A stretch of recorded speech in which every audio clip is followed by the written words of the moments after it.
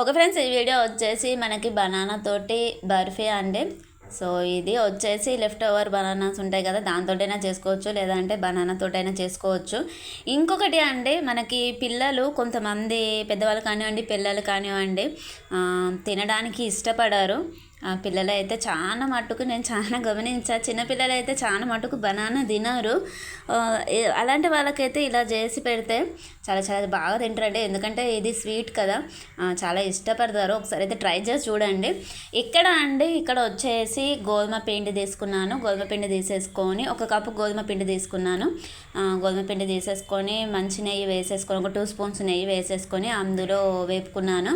మనకు తెలిసిపోతుంది కదా, గోధుమ పిండి కొంచెం కలర్ చేంజ్ అవుతుంది, మాడగనివ్వద్దు, స్మెల్ అనేది టేస్ట్ అనేది తేడా అయిపోతుంది.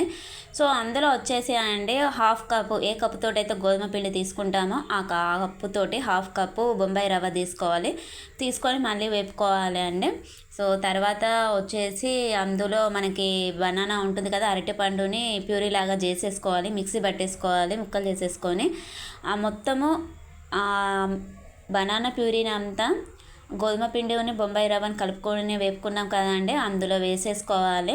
సో ఇక్కడ చూసారు కదా, నేను ఒక గ్లాస్ వాటర్ తీసుకున్నాను, హాఫ్ కప్పు షుగర్ తీసేసుకొని ఆ గ్లాస్ తోటి వాటర్ పోసేసి మనకి చక్కెర పాకం ఉంటుంది కదా, చక్కెర పాకాన్ని తయారు చేసేసుకున్నాను అన్నమాట.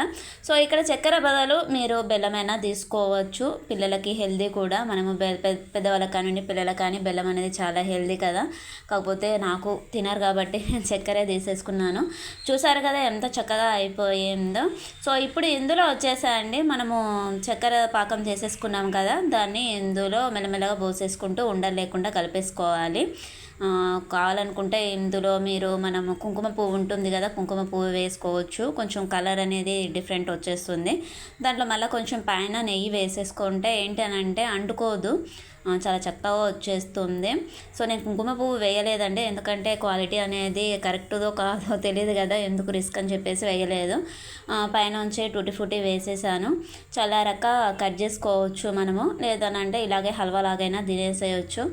కొంచెం టూటీ ఫ్రూటీ అనేది ప్రెస్ చేస్తే బాగుండు అనిపించింది స్పూన్ తోటి వేడి పైననే, ఎందుకంటే అది కట్ చేసినప్పుడు ఆ పీసెస్ తీసేటప్పుడు టూటీ ఫ్రూటీ అనేది అంత కింద పడిపోతుంది.